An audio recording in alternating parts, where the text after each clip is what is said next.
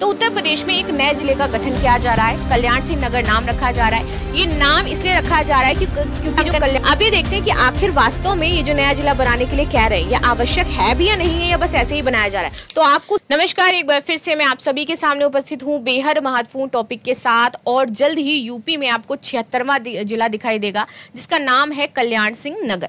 अब ये कल्याण सिंह नगर क्यों रखा जा रहा है, 76वां जिला क्यों बनाया जा रहा है, किसको काट करके बनाया जा रहा है, तो चलिए इस पर बातचीत कर लेते हैं। तो उत्तर प्रदेश में एक नए जिले का गठन किया जा रहा है, कल्याण सिंह नगर नाम रखा जा रहा है। ये नाम इसलिए रखा जा रहा है क्योंकि जो कल्याण सिंह थे वो यहाँ के पूर्व सीएम हुआ करते थे, और प्रस्ताव के अंतर्गत 3 तहसीलों को इसमें जोड़ा जाएगा, अतरौली, डिबाई और गंगीर तहसील। ठीक है, इस प्रस्ताव के तहत अलीगढ़, बुलंदशहर जिलों के कुछ हिस्सों को नए जिलों में शामिल करने की प्रक्रिया शुरू हो रही है।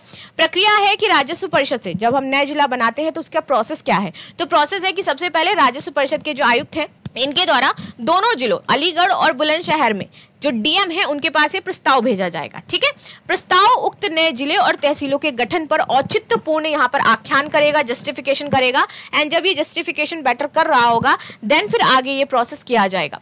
पूर्व सांसद राजवीर सिंह राजू ने इस प्रस्ताव को मुख्यमंत्री योगी आदित्यनाथ को पत्र देकर के सौंपा था।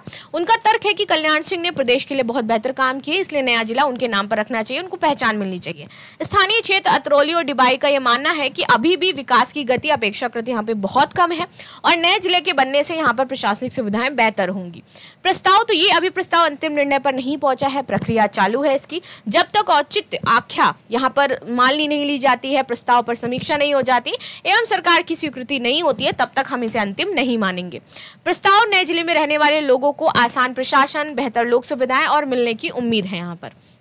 ठीक है, नामकरण के माध्यम से स्थानीय पहचान को यहाँ पर बढ़ावा दे दिया जाएगा, और साथ ही साथ विकास कार्यों का क्षेत्रीय विश्लेषण बेहतर हो जाएगा। सावधानी क्या है, तो नए जिले के गठन से जो पुराना जिला है हमारा अलीगढ़ और बुलंदशहर का, इससे संसाधन वितरण और प्रशासनिक जिम्मेदारियों में बदलाव आएगा। अभी जब तक विस्तृत आधिकारिक घोषणाएं नहीं हुई हैं, इसीलिए इस खबर को प्रस्ताव के रूप में हमें देखना चाहिए।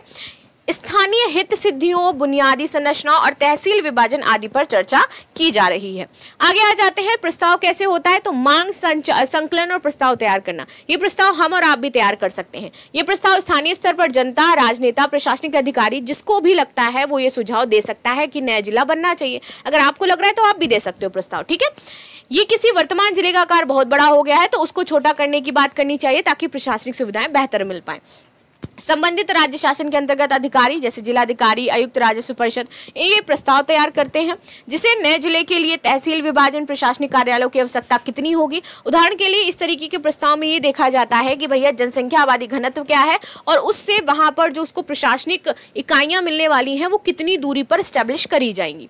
ठीक है, औचित्य एवं प्रभाव मूल्यांकन। अब ये देखते हैं कि आखिर वास्तव में ये जो नया जिला बनाने के लिए कह रहे हैं, ये आवश्यक है भी या नहीं है, या बस ऐसे ही बनाया जा रहा है। तो आपको उस आख्यान में ये बताना पड़ेगा कि कैसे ये आम जनता की सहायता करेगा, कैसे ये उनको बेहतर चीजें उपलब्ध करवाएगा, कैसे ये उनके लिए लाभकारी साबित होगा और जिले का बेहतर तरीके से निर्माण कर पाएगा। ये सारा प्रोसेस आपको बताना होगा।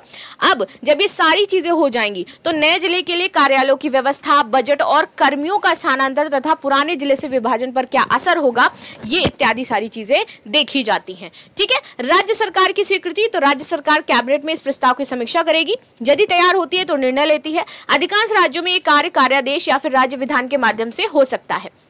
सूचना, निर्णय के बाद सरकारी गजट में इसकी सूचना निकाली जाएगी। साथ ही साथ मुख्यालय इसका कहाँ होगा, कैसे चीजें रहेंगी, ये सारी चीजें बताई जाएंगी। राज्य विधानसभा द्वारा विशेष कानून बनाना अनिवार्य नहीं है, वो अगर चाहे तो सिर्फ ऐसे ही बेसिकली मौखिक रूप से कह करके बता सकती कि नया जिला बन गया और वो अस्तित्व में आ जाएगा। व्यवस्थाएं बनाम संचालन का शुरू करना। नए जिले में मुख्यालय की स्थापना होगी, कार्यालय, कर्मचारी की तैनाती होगी, तहसील ब्लॉक का विभाजन होगा और बजट तथा संसाधन आवंटन आदि कार्य शुरू हो जाएंगे।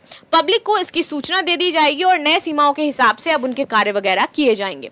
उत्तर प्रदेश के संदर्भ में जिले, तहसील, ब्लॉक जैसे प्रशासनिक विभाजन राजस्व विभाग और गृह विभाग आदि के अंतर्गत आते हैं। तो यहाँ पर ये सारी सुविधाओं का कैसे क्या होना है वो देखा जाएगा। उत्तर प्रदेश में प्रस्तावित 76वां जिला कहां पर बनने वाला है, इनमें से इसका आंसर आपको कमेंट बॉक्स में देना है। मिलते हैं नेक्स्ट क्लास में, तब तक के लिए धन्यवाद। लाइक शेयर सब्सक्राइब करना बिल्कुल भी ना भूलें and thank you so much.